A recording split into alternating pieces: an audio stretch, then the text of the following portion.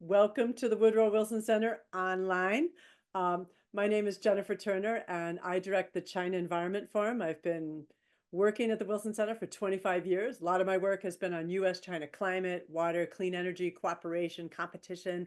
But over the past decade, been doing a lot more on Chinese overseas footprint. And right now we have our newest project is called China Jet. And we're looking into China's role in promoting the clean and just energy transition in the global south. If you're new to the Wilson Center, I'd like to tell you that we were created by Congress in 1968 as a memorial to our 28th president. And in his spirit, we're a nonpartisan, non-advocacy think tank, and we're in the heart of DC, right? 1300 Pennsylvania Avenue. Stop by sometime. Let's get this show on the road. Tonight, our topic is China's role in Indonesia's clean energy transition. And tonight, as you can tell by the title, we're zeroing in on Indonesia, the world's top exporter of thermal coal that has also set very, very high zero emission targets. And Indonesia's been courting both China and the West for investment and other support so that they can increase their clean energy manufacturing and their capacity. At this meeting, as you can see, I've got 3 speakers, and they're going to assess the current and the future clean energy collaboration between Indonesia and China, but also probably chime in a little bit on what other countries are doing or could do as well. Just quick intros, Fabio Tumiwa, he's going to lay out the landscape of Indonesia's greenhouse gas challenge and what the Indonesian government is doing to improve the just energy transition policies. Fabi is an energy transition strategist. I like that title there, Fabi. And also the executive director of the Institute for Essential Services Reform, which I've learned is really kind of the heart of a lot of clean energy conversations in Indonesia. They're a think tank that's promoting energy policy, that's looking into energy policy and environment. And number 2 speaker, drawing on a new report published by his organization, Gipe will discuss how the Indonesian government can break through the bureaucratic and transparency obstacles and unlock private investments into renewable energy. Potential's great. Results so far, a little slow, right? Could be changing. So Guy is an energy finance analyst at the Institute of Energy Economics and Financial Analysis, where he focuses heavily on the coal industry in the Southeast Asia. So yes, we will entertain questions on coal tonight. Guy has also worked on major mining IPOs in Hong Kong and Indonesia, including coal, copper, and gold companies. And I heard in our green room conversation that Guy also looks a lot at nickel. Last but never least is Liu Xuan. She's going to dive into China's growing climate-related finance in the global south and highlight obstacles and opportunities for Chinese companies to increase clean energy investments in Indonesia. As I say every time you speak, Leo, like I've known you forever. But today you're the finance director at WRI's Finance Center, where you work with governments, private financial institutions, and NGOs to try to enhance the regulatory framework to kind of shift China's investments to more sustainable paths. Past, you worked at Greenpeace East Asia, developed their first coal campaign. We had a lot more interaction when you were at Energy Foundation China, bringing delegations from China, looking into the emission trading system design. So always happy to have you back. And ironically, she lives in DC, but she's in Jakarta. So fun night tonight. So I think I'm going to ask Fabi, why don't you share your screen as I tell the audience to remind them that there's a Q&A box down below.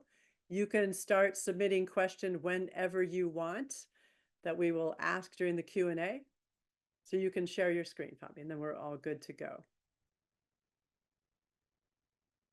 Thank you, Jennifer, and good evening, good morning, good afternoon to all of you. Again, thank you very much, Jennifer, for having me in this interesting panel discussion. And I hope I can share with you the Indonesia climate challenge. Can you see my slide okay?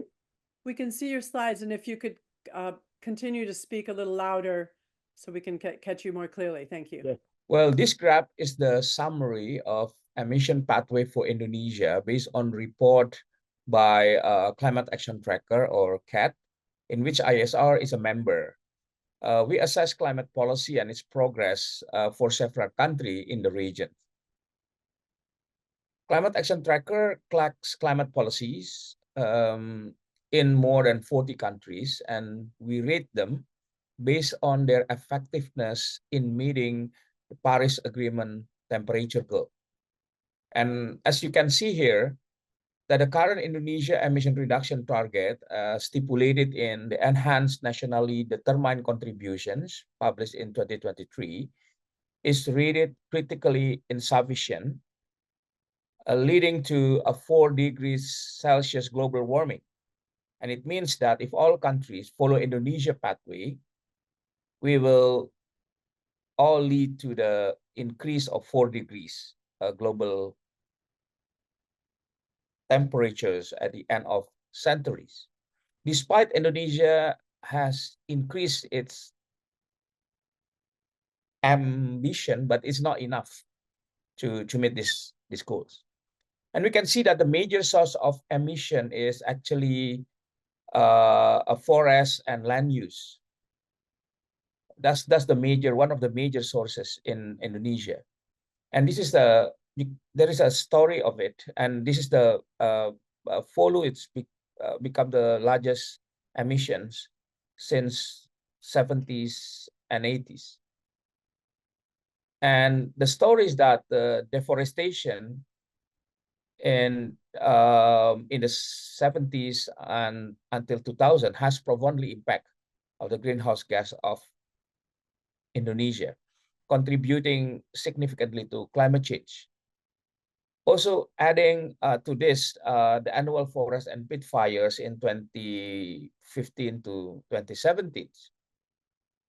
Well, Indonesia has experienced extensive deforestation, particularly during the late of 20th century, and from 2000 to 2005 alone, it lost about 0.7 million hectares of forest annually, making it one of the top countries for the forest loss globally. And the total forest loss during the 2000 was around 8.8 million hectares. And this resulted in emissions of around 7 billion tons of CO2. Well, the primary drivers of this deforestation include agricultural expansion and notably palm oil plantation. We see this from the late 80s, 90s, and increase in the early 2000s. And also logging and timber is one of the biggest source of deforestation, especially in the 70s and 80s. And land conversion for various development projects. These activities has not only reduced the forest cover, but also release a stored carbon into the atmosphere, exacerbated greenhouse gas emission. However, since 10 years ago, we see that emission from the energy sectors have started to increase as a government are able to reduce the deforestation rate. And at the same time, 10 years ago, the energy consumption of Indonesia increased. Right now, 85% of Indonesia energy supplied by fossil fuels, coal, oil, and natural gas. In the electricity sector, 67% of our electricity generated by coal plants. Coal play important role in Indonesia economy, not only as a cheap energy sources, but also as important commodity.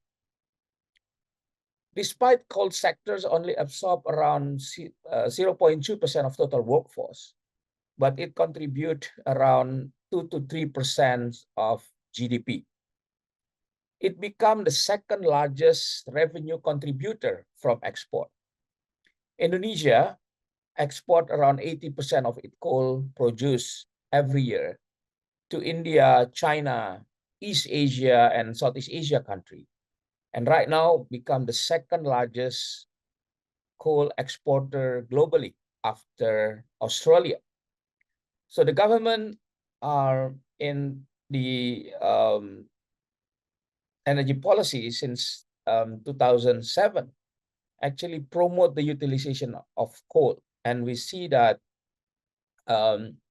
the electricity from coal increased rapidly and now become one of the source of emissions.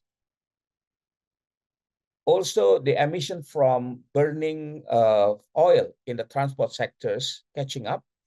And so energy sectors right now contribute around 40 to 45% of total greenhouse gas emissions of Indonesia. And it's projected that by the after 2025, emission from energy sectors will higher than emission from forests, make it as the primary source of emissions of the country.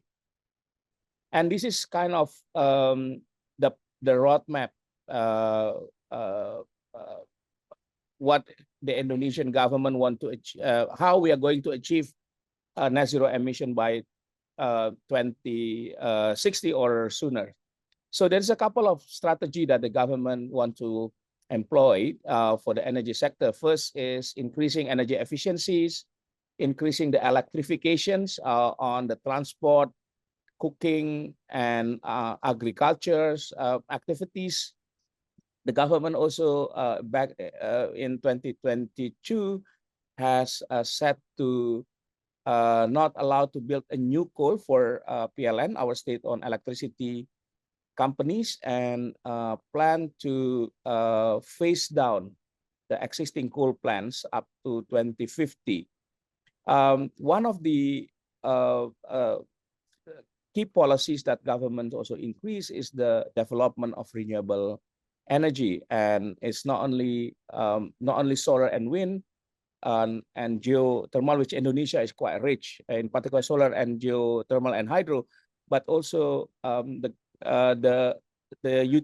use of biofuels to replace import of gasoline actually is one of the higher priorities of government. Right now, we blend 35% of our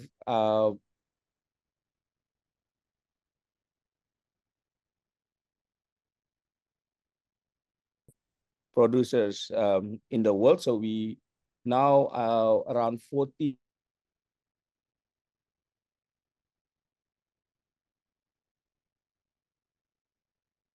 aspire to develop new, what they call new energy, and this in terms of hydrogen and ammonia, and for the coal-fired power plant, and also for oil and gas sectors to implement carbon capture and storage, or carbon capture, storage, and utilization and storage. So that's a number of policies that the government plan to do. And in the latest effort to reduce the emission, Indonesia government has indicated bolder actions to reduce our emissions in the second national determined contributions. We haven't submitted the second NDC, but from the draft that being consulted to the public, it shows that from 2030 to 2035, the emission reductions will be higher. But just recently, I think it's a good news during the G20 summit. Our president, Indonesia President Prabowo, mentions that Indonesia is going to phase out coal by 2040. How government is going to do that, I think it's still a mystery. But actually, if you look at previous regulations and plan, it's only 10 years ahead than what is originally planned, from 2050 to 2040. So it is a big challenge, how we can ramp up renewable energy from now until 2040, 2045. And based on ISR calculations, we have estimated that if we for early retirement of existing coal plants, it will require around $28 billion in terms of compensations to the IPP and PLN coal plants, and we need around $1.2 trillion from now until 2050 to build renewable energy to replace the energy from coal phase out, as well as to meet the new energy demand from different sectors. So my conclusion is that the emission reduction target, it's still something that need to be seen, but again, in the near future, the target to increase renewable energy in electricity and also renewable fuels is high in the agenda, and the implications to the emission reduction could be significant, as energy sector is now second largest emitter in Indonesia. However, how government is going to do that remain to be seen. I will stop with that. Thank you very much. So Guy, so now the ball's in your court, because you're going to help tell us how Indonesia could do this, get all this. What is only $1.2 trillion in renewable energy. If you want to share your slides and tell us a little bit more about how Sure, Indonesia might let me bust just through the share my- obstacles. Sure, let me just share my slides. And I am going to get the show going. Just give me a minute. My And show. reminding the audience, you could submit questions at any time. And Yep, please Yep. submit questions. Yep, these slides are done by my colleague Mutia, who is our person on the ground in Indonesia. She wrote a report. This is a summary of the report, key points. So on the first slide, Indonesia has lagged everyone.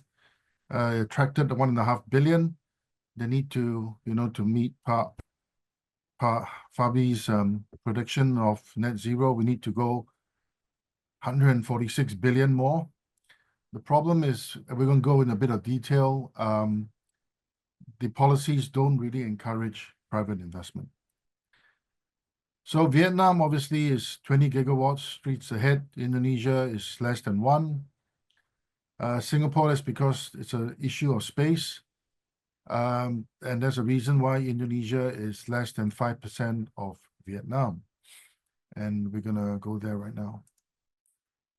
Okay, the first things first is PLN's got to have 51%. And after that, after you get approval, you build a plant, there are restrictions on you selling the plant. So you build the CapEx, PLN may or may not contribute to get their share. And then, price of renewable energy goes up.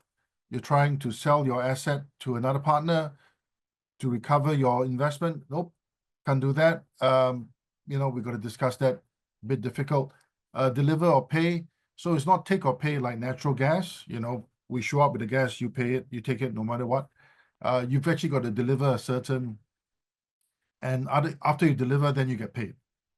So if there's a lot of rain, for your solar, there's no wind, doesn't matter, you need to deliver. So it's a reversal of all those natural gas contracts that, our viewers on energy are used to. Just reverse that, okay? Just reverse it. Tariffs are lower than Vietnam and Philippines. There's a local content requirement, up to 40%. Your carbon credits go to PLN. They don't go to you. They go to PLN. All of it goes to PLN. All. So PLN doesn't get 51%. They get it all. Okay? And then the procurement is not transparent. So as you recover from your shock on a Friday morning, Thursday night, let me just move on. Okay. Yeah, so PLN gets 51%. They may or may not put up the capital. There was a plant. We found a working solar plant. PLN would contribute their capital from future dividends. So it's actually not money down. There's actually not a lot of money down. So, at the nitty-gritty, you got to give 51% to PLN, and they may or may not put money down. So that means you've got to either borrow the capex or put it up yourself. Yeah, so there's one problem. Okay, moving on. Yeah, the procurement is not very clear. It's not clear, and then if anything, you'll be given the lower return or any available returns. So you know, some of the our partners we've spoken to, they said, hang on, what's going on? I think to summarize, this is the cost you have to pay for your capital to earn good returns in Indonesia. So I think to put it on a multilateral front, your capital, thank you for bringing to Indonesia, but to generate good returns on renewable projects, there is a certain formula, and this is the formula.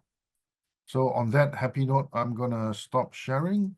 Okay, before you Um, go back to the yep. other slide, can you explain just real quick what's DPT? So sorry.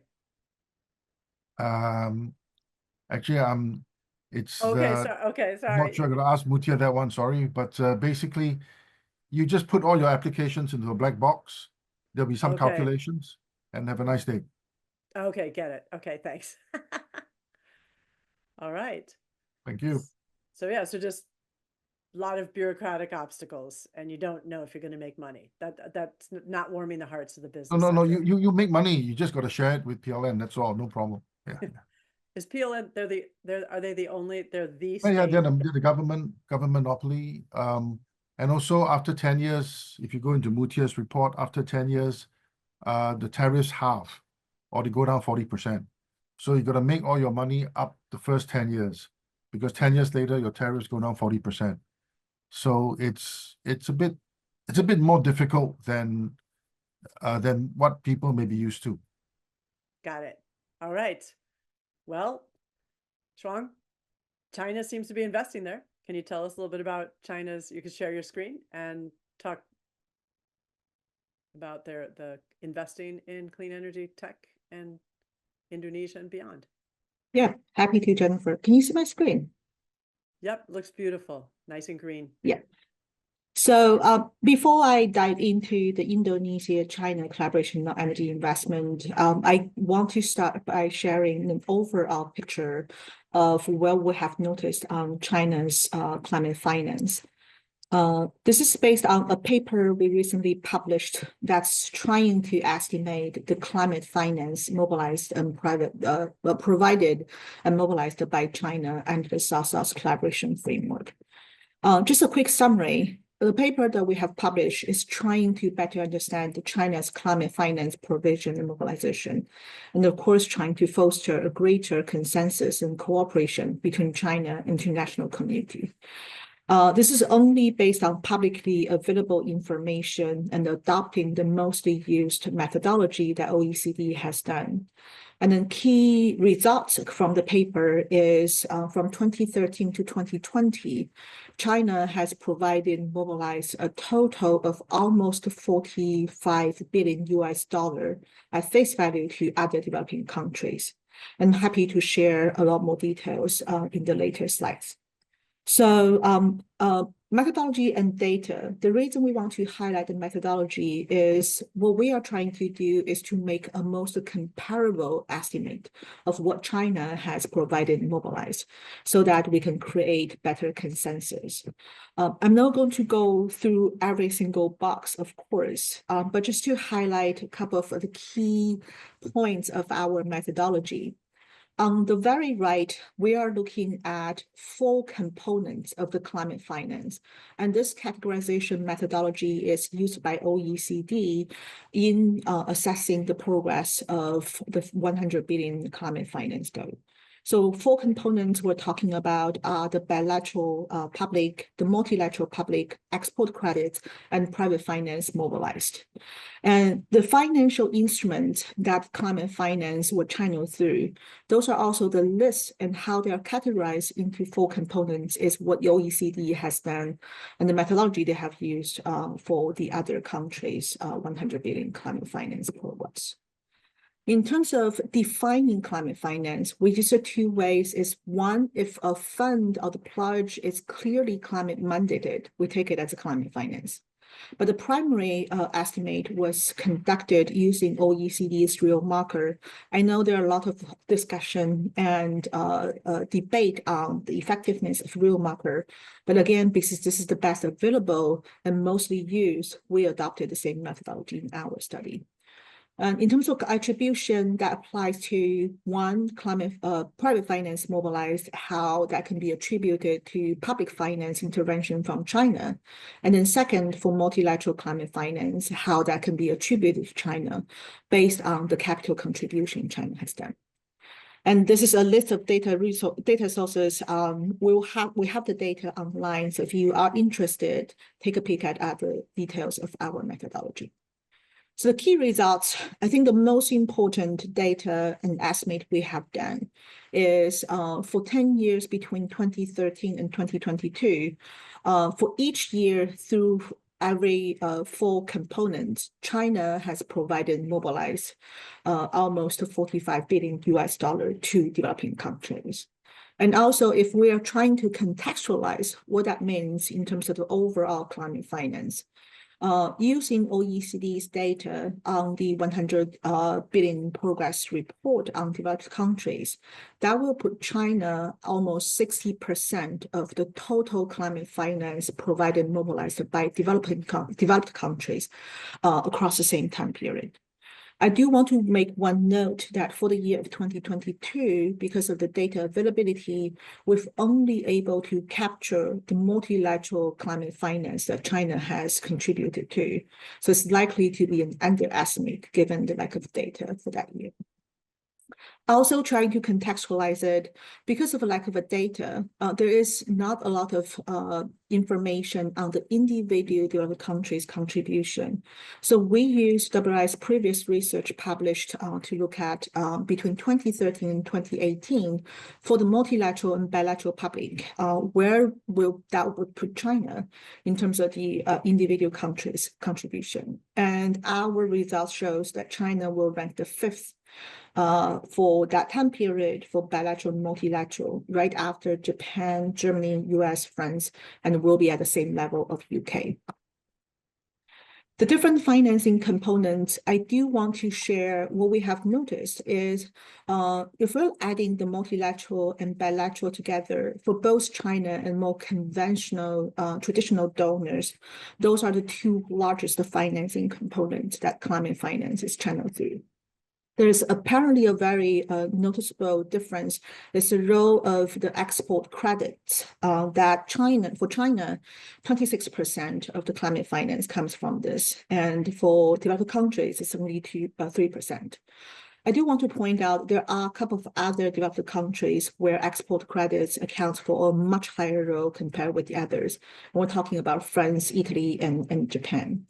And there are a lot of conversation on how export credit should be counted towards climate finance, and I'm sure that we can spend hours and days on it. But do want to point out this is the characteristics of how China and Chinese investors have been working in developing countries, and because a lot of infrastructure projects that China has invested in have to be guaranteed or supported by export credits. So a lot of the driver behind the use of export credits here for China's proportion, it's because of the large infrastructure projects we're talking about. I'm going to skip the slide, but happy to share more information. Zooming in on energy investment between China and Indonesia. I know this is a very large topic that we can continue forever. If I can use the case of when PLN was in Beijing in October 2023, and PLN as Indonesia's state-owned utility company, there are lots of media coverage about how PLN has signed several MOUs with several Chinese partners with a total potential investment volume of $54 billion. I've grouped the different Chinese investors who signed MOUs with PLN into 4 groups. First, we're looking at the private enterprises. We are also looking at on the upper right corner Those are the state-owned enterprises. Bottom left, we're looking at commercial banks, and also bottom right, those are the groups of more like public financial institutions. So just to highlight some characteristics we have noticed in some of the group, how the Chinese investors have been involved in clean energy investment abroad. First, I'd like to start from the Export-Import Bank of China, or China Exim Bank, which is a public financial institution and policy banks. In the region, I mean Southeast Asia, Exim Bank China has been investing as a shareholder into this credit guarantee and investment facility that's hosted by Asian Development Bank, or ADB. I'm not going to go through each of the steps of how this works, but basically what this credit guarantee and investment facility does is it provides guarantee for bond issuers to unlock more capital, particularly the private capital from the capital market. And I do want to note that China is very often working with the other bilateral donors. In this case, it's Japan and Korea, as well as the multilateral donors, multilateral financial institutions, as ADB is the shareholder and hosting this guarantee facility. So how the Exim Bank China can play a larger role jointly with Indonesia and the other international investors on unlocking and mobilizing private finance in China is something that we can look into. Also, ICBC, that's the Industrial and Commercial Bank of China, the largest commercial bank in China in the world. Unfortunately, and I think as Guy has pointed out, there are not a lot of renewable energy projects in Indonesia, and we also haven't seen a lot of the investment ICBC has made. But by shedding some light on what ICBC has done in the other regions and countries, we were hoping that they can give us a sense of the characteristics of how ICBC can invest in renewable energy projects in Global South. This is a case of a 50 megawatt solar project in Egypt. And this is a typical case where the Chinese corporates as shareholders and Chinese banks as lenders can join the others. And in the case of ICBC, they actually joined the European Bank of Reconstruction and Development as in a syndicated loan to co-fund the solar projects in Egypt. And also a typical case is where that World Bank, who is hosting the Multilateral Investment Guarantee Agency, or MIGA, provided guarantee to ICBC and EBRD to ensure or to unlock the funding that can be provided by public financial institutions and the commercial bank. So this is a model that's very much replicable. I know there are many challenges and barriers, as Guy has pointed out, but from the Chinese side, this will be a model that's workable. I know we've also talked about the local content requirement. When PLN signed the MOU with Trina Solar, which is one of the largest solar manufacturers in China with over 100 gigawatt of global module shipment.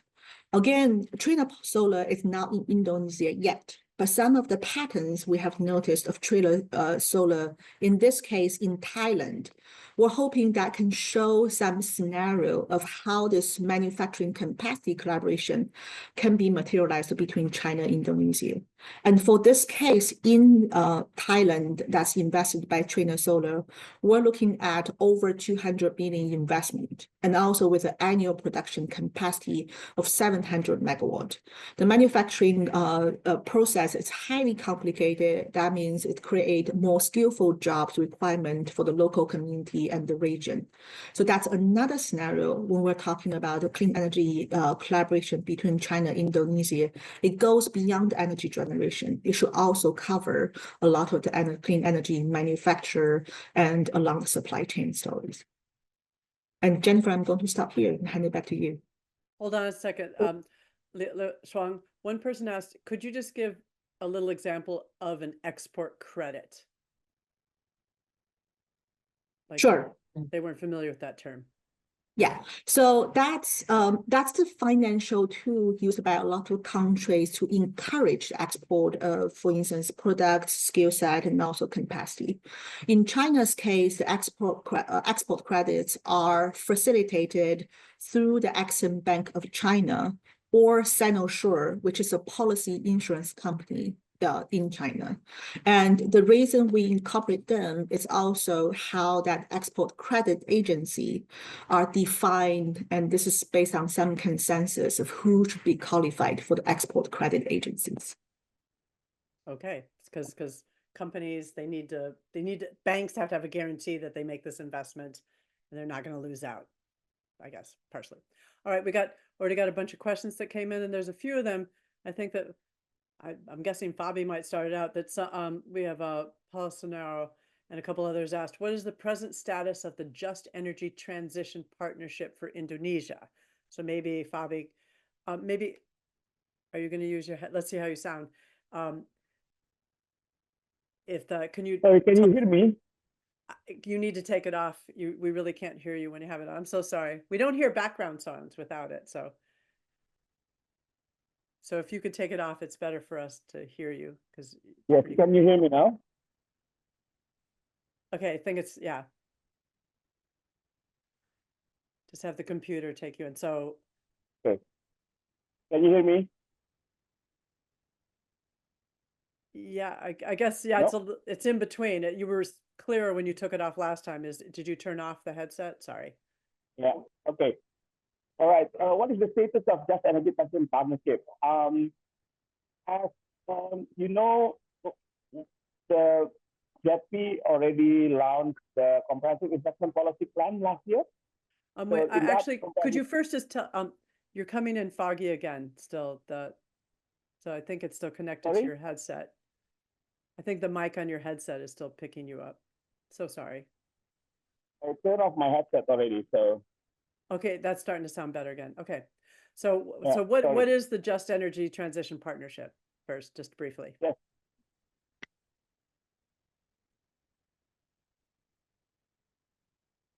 Yes, last year in Indonesia launched the Comprehensive Investment Policy Plan, JETP, CIPP, that listed the amount of financing needed. It's around $97 billion to achieve the emission target, 290 million tons by 2030. And with that, a set of policy reform needed to deliver the result. So there is like 12 policy reforms that actually listed in that.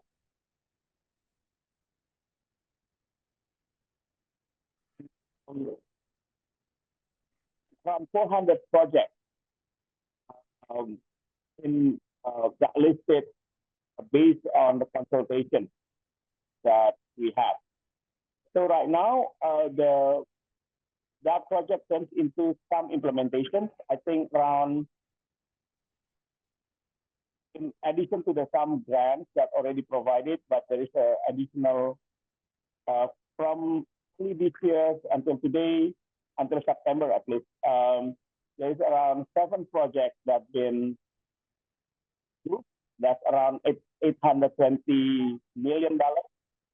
And additionally, there's a couple of projects, I think around 20 projects that are currently under process.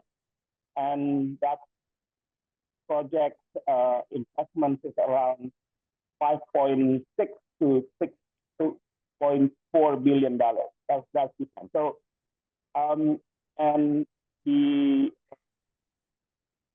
IPP is going to be updated.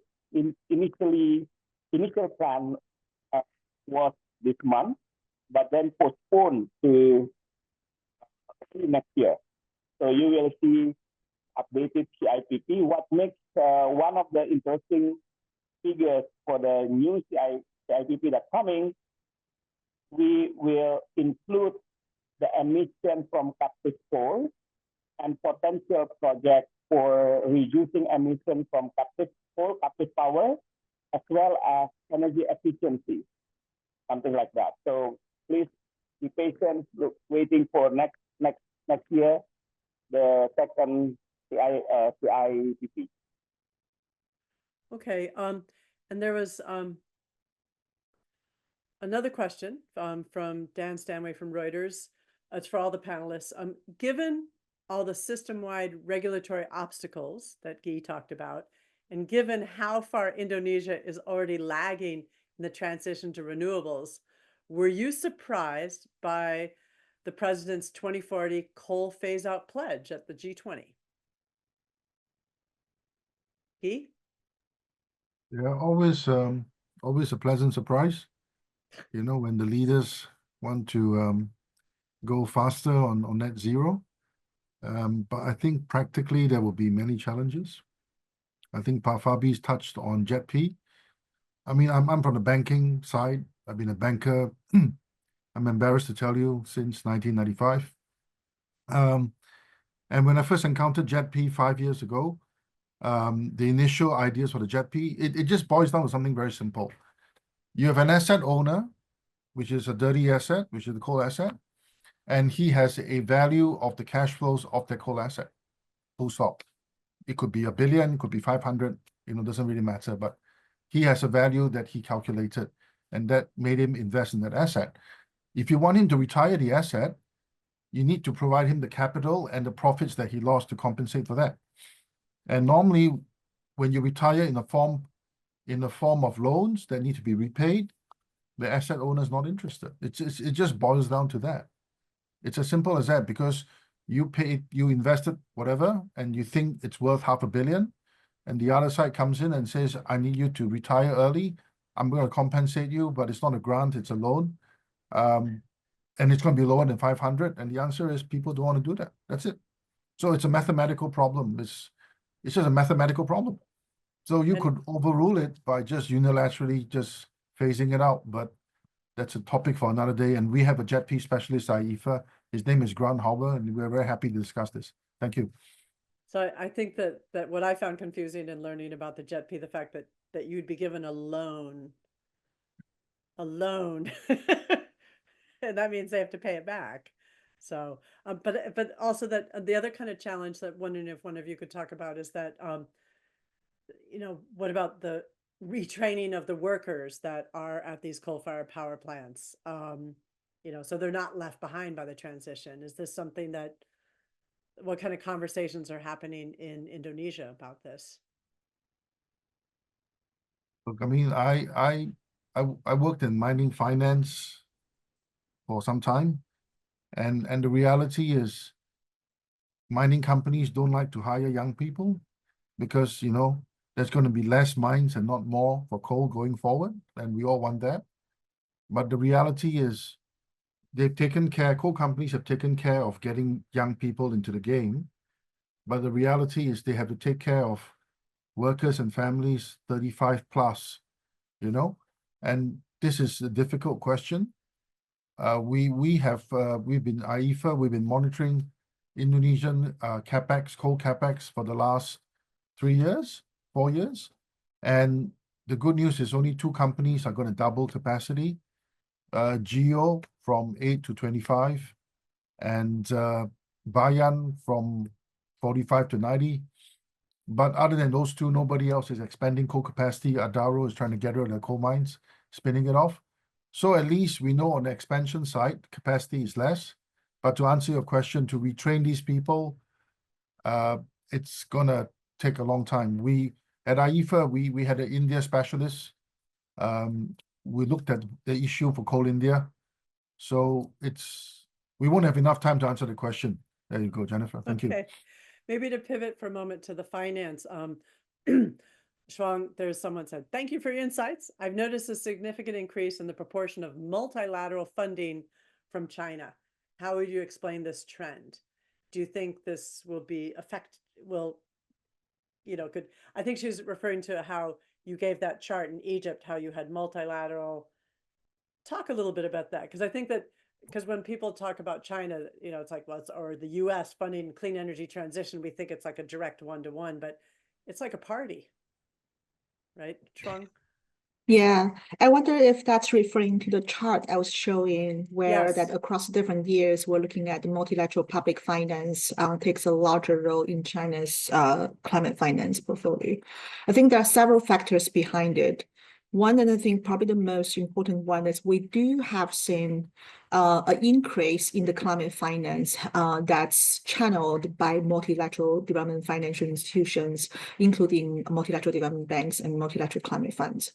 And because of the larger portion of climate finance spent by multilateral financial institutions, and China as a shareholder of the multilateral gain, it shows that the climate finance that's attributed to China is increasing. And also we have seen that normally we're talking about China in World Bank and China in the other more like larger multilateral banks. We've also seen that China is being more active in a lot of the regional multilateral banks, for instance, in Latin America, in Africa. So being increasing a larger shareholder, relatively speaking, that also makes the climate finance attributable to China larger than we were looking. And I do want to also share one point of how that China collaborates with multilateral banks. Is I talked about the credit facility that China Exim Bank collaborate with Asian Development Bank on. This is also a typical case where we have seen that China is working with a lot of multilateral financial institutions in creating trust funds. That's a special program that's hosted and run by multilateral banks, but with funding pledged and committed from China and the other shareholders. So that's another interesting pattern we could look into of how that China can provide the funding, but also trusting and collaborating with the other professional capacities in multilateral financial institutions in spending the money out. Great. And anyway, okay, that was her question. So here's a small one about the PLN that we got before the meeting that relates to some of the other questions that came in now. Question about if PLN is unable to increase electricity costs for households and companies in Indonesia, how will the additional clean energy transmission be paid for? I guess, so there's a question about what does electricity cost? Is that, and you guys already talked about the monopoly. Fabi's smiling. What do you have to say about this? Yes. Well, that's the Indonesia electricity sector is heavily regulated. So PLN, for instance, PLN tariff is actually determined by government. I think the only country in the world that the electricity tariff is determined by government and approved by the parliament is only in Indonesia. So you know how difficult this is. Indonesia is, to reform the electricity sectors, and although the government has provided a lot of subsidy to PLN and also compensations, so we have a subsidy and compensation for that, but still PLN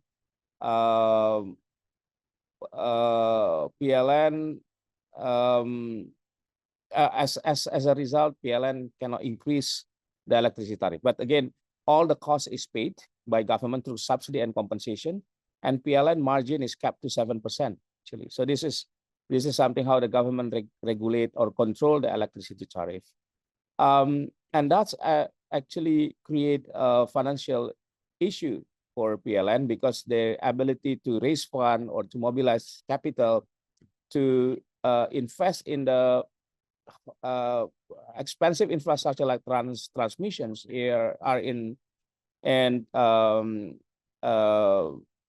they're having difficulties. So we look at the past. In the past, Indonesia has this.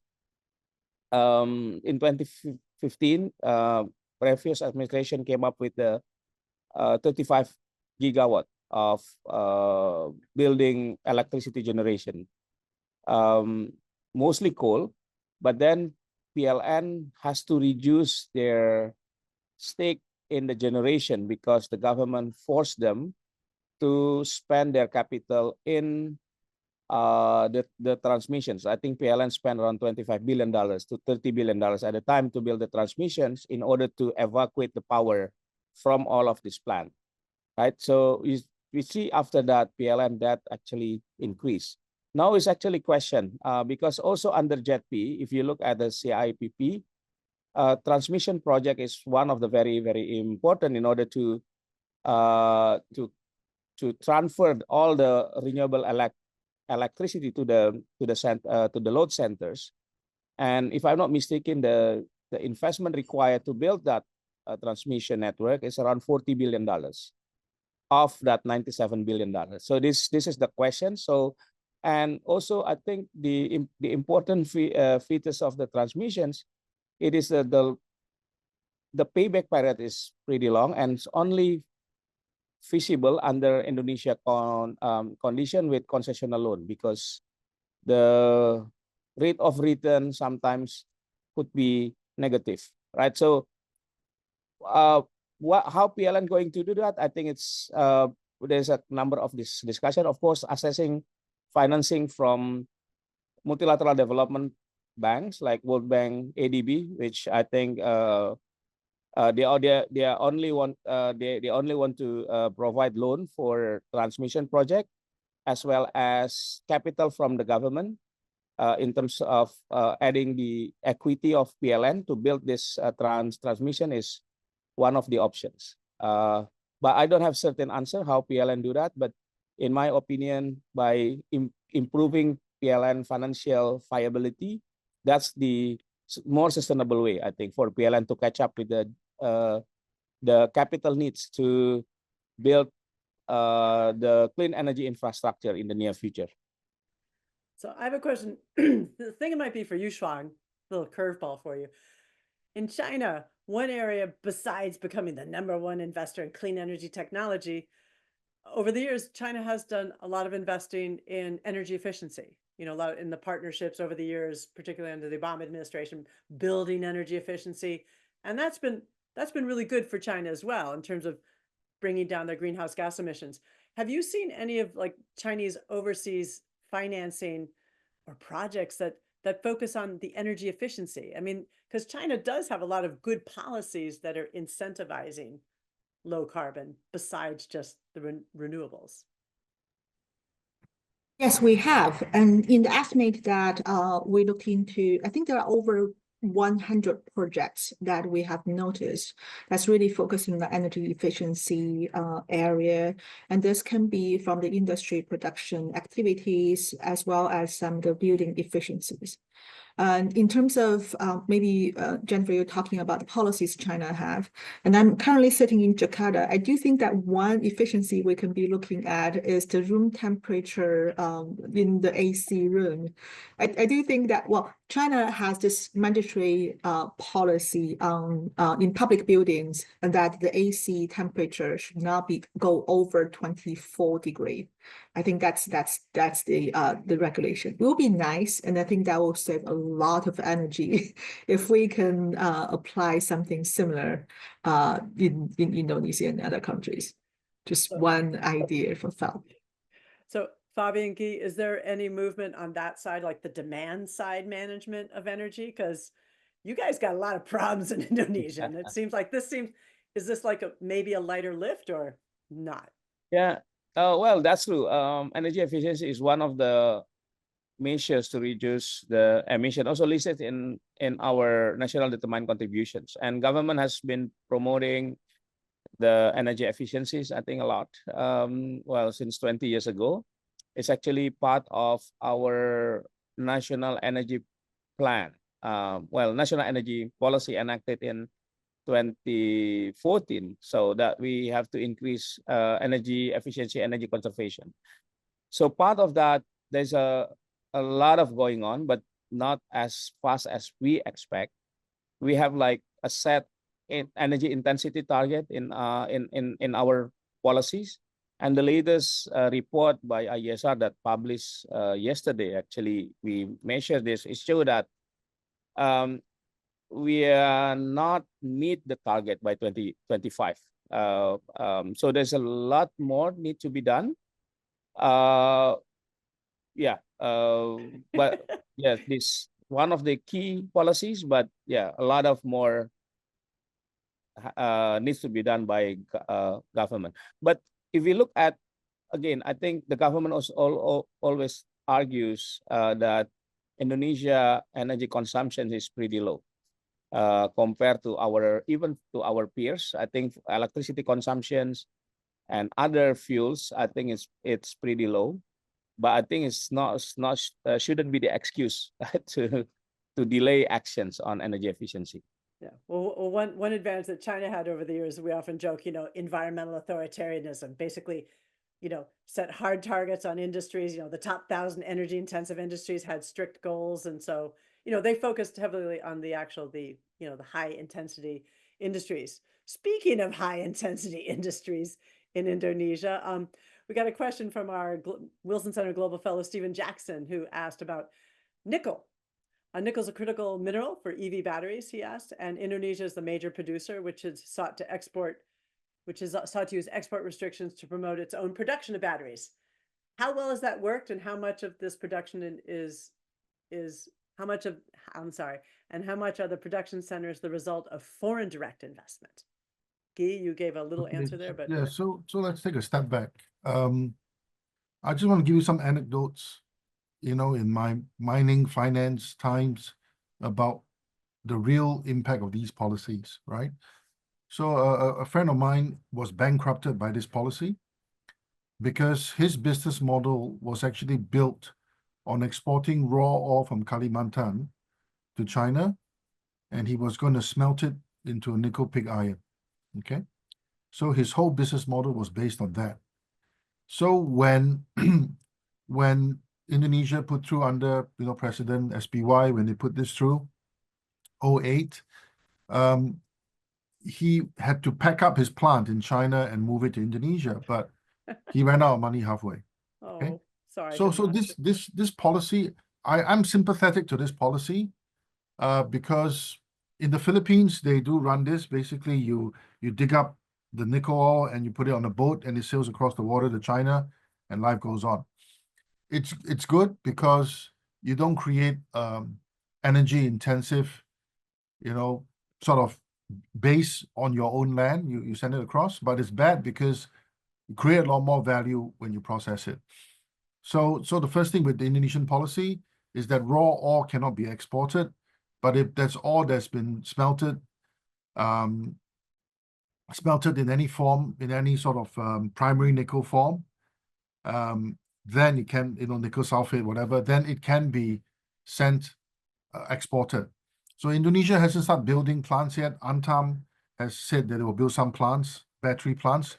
Eventually, Harita has said that too. But at this stage, we're at the processing stage, okay? So that's one way to capture value, and policy has been in place since 2008, so it's been a while. The challenge is that a lot of these plants require energy, and all the energy right now, I would say 96%, no, actually, hang on, lower than that, maybe 92% because of Vale's 365 megawatt hydro is coal. Okay, so 90% is coal. Vale built those plants over a period of 10 years, because they were Canadians, and the Canadians love the environment and we love Canadians. So yeah, that kind of works, right? But to build a hydro plant, you need the right conditions and you need 10 years.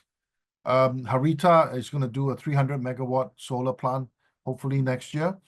So that's so right now we have about 12 gigawatts of captive power. 12 gigawatts is Indonesia's total capacity, maybe 40 odd gigawatts. So you're looking at about 30% captive power.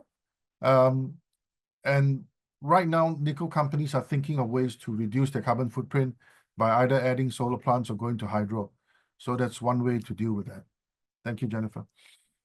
Good. And I don't know, Shuang, are you guys also looking at Chinese investment in things like the nickel processing and greening those in your work? Yes, and maybe if I can just add a few data points on this early point of the value addition by not exporting the raw materials of nickel products from Indonesia. We're looking at for the raw materials of nickel, the price is about $30 per ton. And for nickel products, if we're talking about nickel matte or MHP, which are all nickel products, the price point we're looking at is over $3,000 per ton.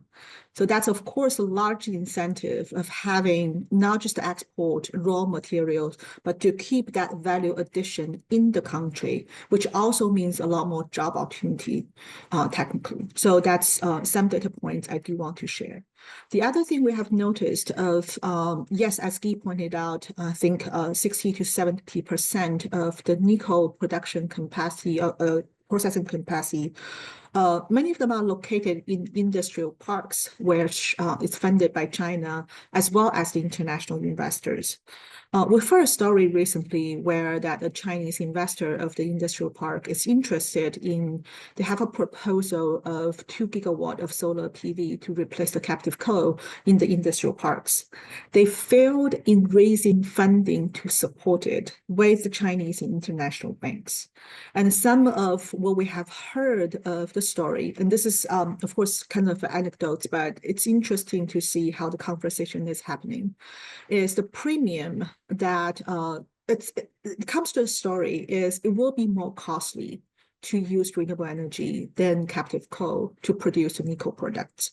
So the Chinese investors are trying to show the premium and to justify it to the investors. This is a good business case, but there isn't a good business case. And the offtake contract that the Chinese corporates are putting in front of the banks are now appealing enough for the banks to be convinced they can give the industrial parks in Indonesia the money to replace the captive coal with renewable. So it actually comes to a bigger question of how to make a business case. And it's very much a commercial decision, but we haven't got there yet. Yep. To Yeah. to elaborate on what Sean has said, I work with some metal consultancies in China, and the EU have actually forced Chinese suppliers to actually calculate the carbon content power of aluminium that is supplied to the EU. So, but I don't think they've done it for nickel yet. And it's mainly, I mean, battery plants are mainly in China and in Korea. So they haven't gone the way of the EU yet. So perhaps because until they do, there won't be a business case to go solar, unfortunately. But China, you mentioned that China is not necessarily building a lot of solar plants, but almost any of the probably any solar panel in Indonesia was made in China, though, right? I mean, is that kind of where China is mainly in the solar market, is just selling the PVs as opposed to running the projects? Yeah, I mean, China dominates the PV side. I think there's a couple of Korean producers, but it's mainly China. But the real question, I think Shuang's touched on it, is that until nickel buyers outside of the EU start putting in the price of carbon in their sourcing applications, in their sourcing decisions, then there's really less business case to go renewables, because they haven't done what the EU have done. So yeah, so really it's the EU. Another question, maybe all of you could probably chime in on this, because we've mentioned that the nickel goes into EV batteries. Oh no, start over. Shuang, when you guys calculated China's climate finance and you had like a teeny tiny private slice, is part of that teeny tiny private slice, is that the BYDs and the EV companies going in? Like in Thailand, they're building a lot of joint ventures with Thai car companies, even starting to talk about they're even putting in some battery manufacturing there. Is that part of the calculation that you made?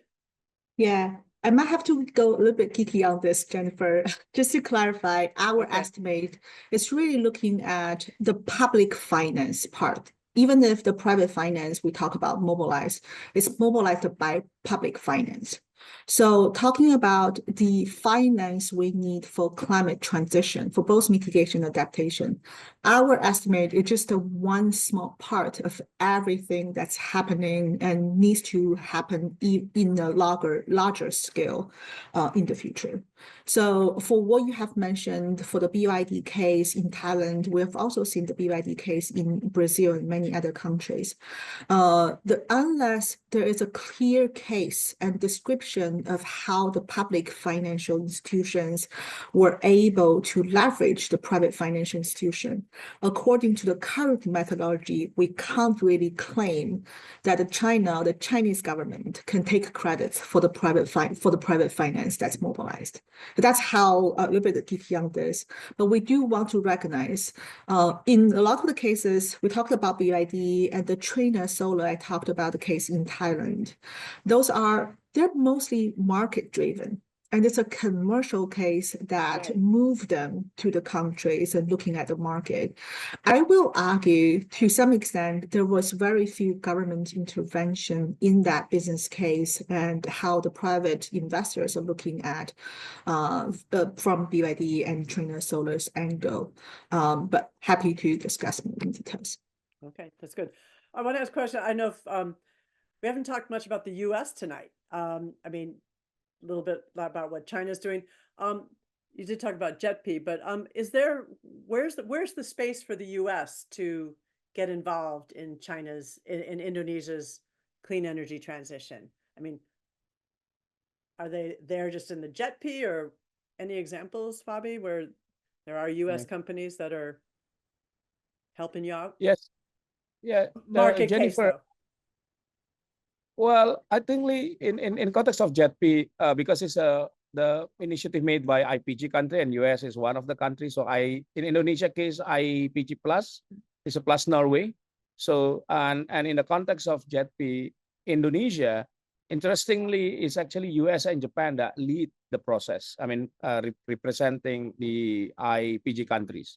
So US have a very deep engagement with Indonesia side, with Indonesia government, and US it's kind of instrumental in developing the CIPP because also along with the JETP, there is a number of technical assistance that already provided by US. I mean, there's a couple of through USAID project that started 2 years even before JETP, and also the initiative called Net Zero World, which is Department of Energy-led initiative launched in Glasgow, which in I think eight emerging economy countries, including Indonesia, and US is very heavily present, I think, in supporting a number of for instance project preparations, policy assessments, and involved in the planning. And also under JETP, I think of that $10 billion that come from IPG, so it's come from public fund. If I'm not mistaken, US provided around $2 billion, $1 billion in the form of it's a credit risk guarantee through World Bank. I think it's already signed, if I'm not mistaken, and another one is a concessional loan through the FC. So one of the first project that has announced actually for JETP is to support geothermal projects, EGEN geothermal project, $126 million, which the finance provided from the FC. So I think US still there, but again, I think if you look at $97 billion of investment required for JETP to be successful, there is still gap of $57 billion, and I think it's just matched what PLN and China signed last year, that $44 billion, and we still need more, I think. But a lot of times the US, I mean, USAID, that they're also working on, you kind of hinted, some of these governance issues. And I was just wondering, Guy, do you see any role for the US, Europe, other countries, maybe even China, like some of the obstacles that you talked about, or those things that Indonesia's got to fix? Bureaucratic obstacles can only be fixed by the bureaucracy itself?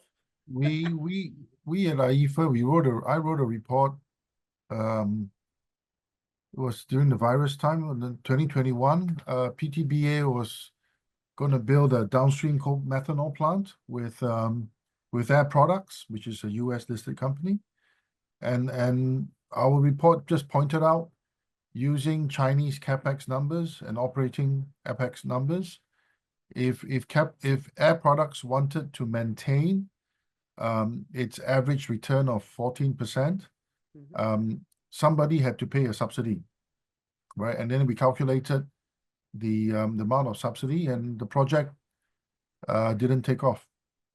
And I think that says it all, because I think Western companies, be it American or European, they have certain obligations to their shareholders, and they should, of certain return parameters.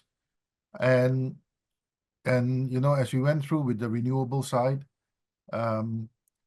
these return parameters may not be available in Indonesia.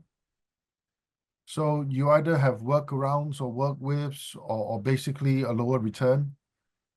And at the end of the day, in an open market economy, capital will go where the highest return is.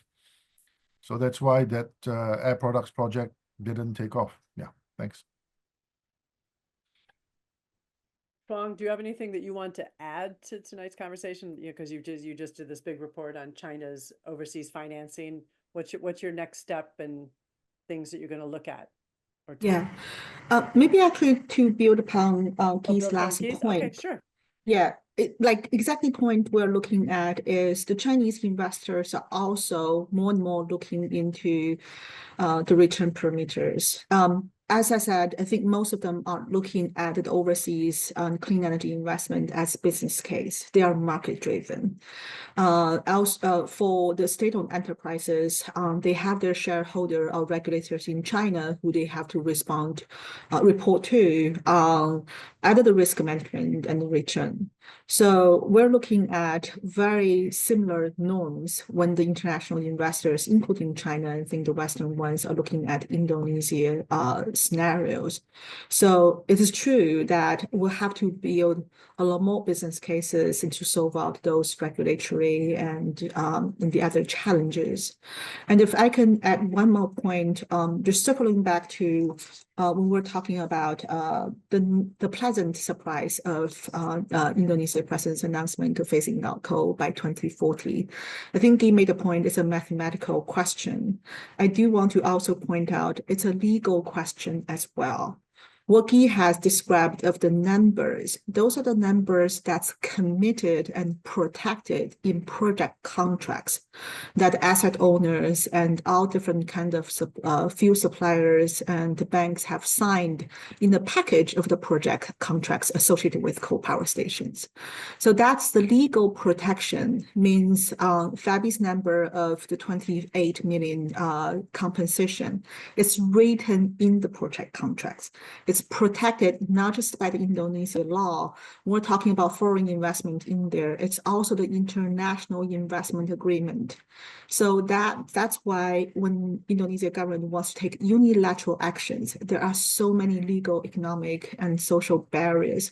It's not an easy job, but definitely happy for the nice surprise and the political will, which is very much needed for us to shape and navigate what's needed for next steps as a pathway. And the political will also markets like that too, right? Fabi, do you have any closeout comment you want to make that we missed in talking about China, Indonesia?